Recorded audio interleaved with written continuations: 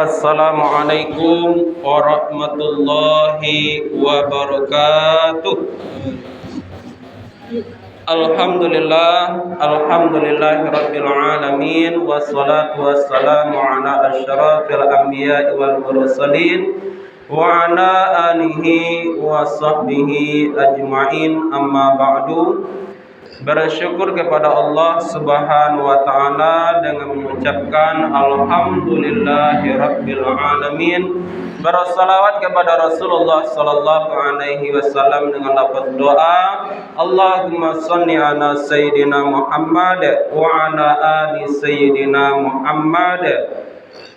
Yang saya hormati pengurus Mushola Arafah, kemudian bapak-bapak, ibu-ibu, jamaah Arafah, insyaallah dirahmati dan dimuliakan oleh Allah Subhanahu wa taala. Amin ya rabbal alamin.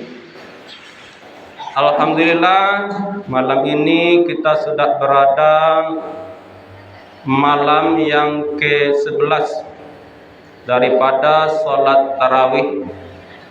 Kata Nabi, awsatuhu maghfirah. 10 hari pertengahan di dalam bulan suci Ramadan turun ampunan Allah Subhanahu wa taala. Maka daripada itu Bapak Ibu, mari kita tingkatkan ibadah kita, rajin-rajin awak beribadah, mudah-mudahan dosa kita diampuni oleh Allah Subhanahu wa taala. Adapun judul kultum kita pada malam yang berbahagia ini, 3 azab di dalam kubur bagi orang yang meninggalkan salat.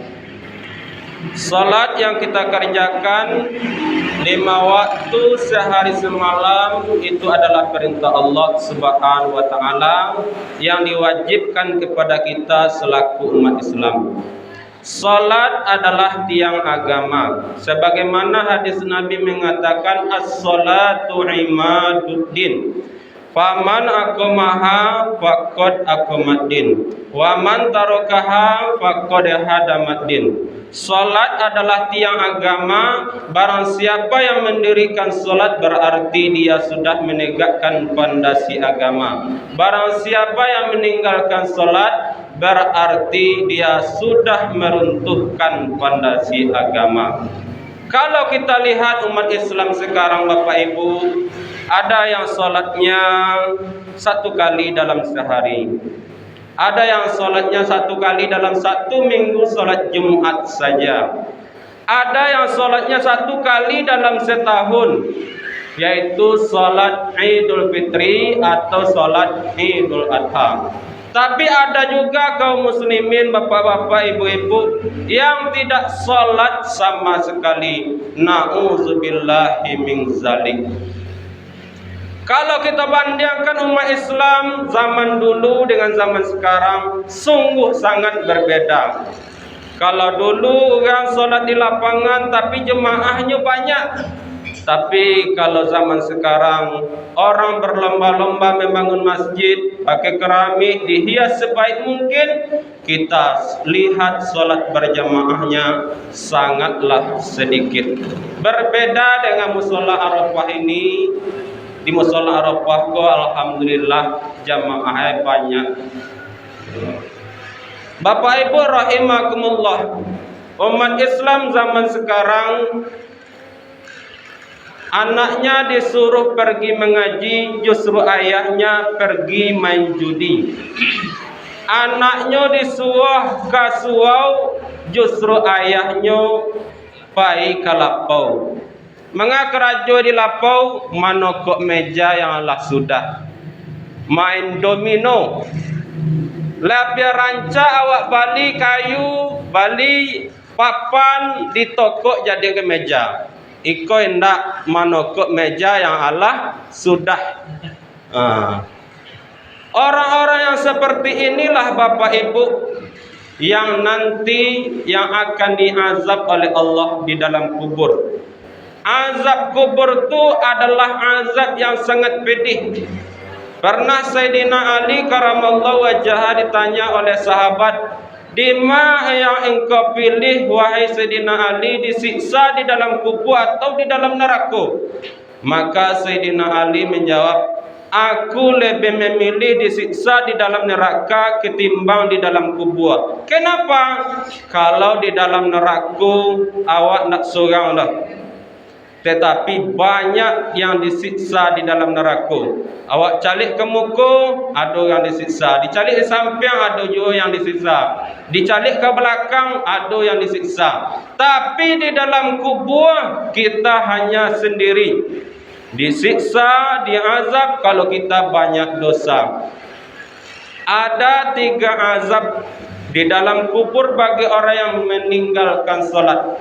Orang yang senantiasa meninggalkan solat.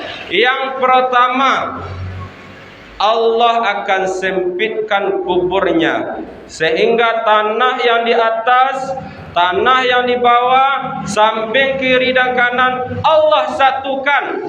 Maka remuklah kita seperti kertas yang diremas-remas. Yang kedua, orang yang senantiasa meninggalkan solat akan diazab di dalam kubur. Allah nyalakan api di dalam kuburnya sampai hari kiamat. Yang ketiga, orang yang senantiasa meninggalkan solat, Allah akan hadirkan ular yang sangat besar di dalam kuburnya. Ular tersebut adalah bernama ular Sajaul Akram. Ular ko Bapak Ibu mempunyai tangan. Di tangan ko inya memacik cambuk. Ular ko berkata kepada orang yang meninggalkan solat, Tuhanku yang menyuruhku untuk memukulmu. Kalaulah kita meninggalkan solat subuh, maka ular ini akan memukul kita dari subuh sampai ke waktu zuhur. Kalau kita tinggal sembahyang zuhur, ular ikoko akan memukul kita dari zuhur sampai ke waktu asar. Kalau kita meninggalkan solat asar, ular ini akan memukul kita dari waktu asar sampai ke waktu maghrib. Dan begitulah seterusnya bagi orang yang tak solat, bahkan tidak solat sama sekali, maka ular Sajul Akra akan memukulnya setiap hari.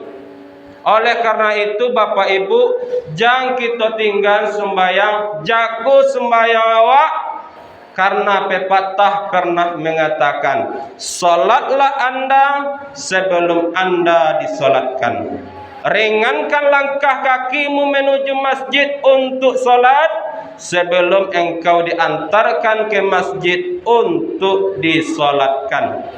Sering-seringlah solat di belakang imam sebelum awak disolatkan di depan imam. Sering-sering awak baca Quran sebelum orang lain membacakan Al-Quran untuk kita.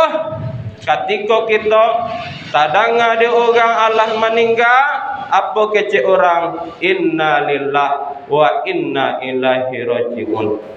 Aku daripada itu Bapak Ibu, jaga sembahyang kita supaya kita terhindar dari 3 azab di dalam kubur.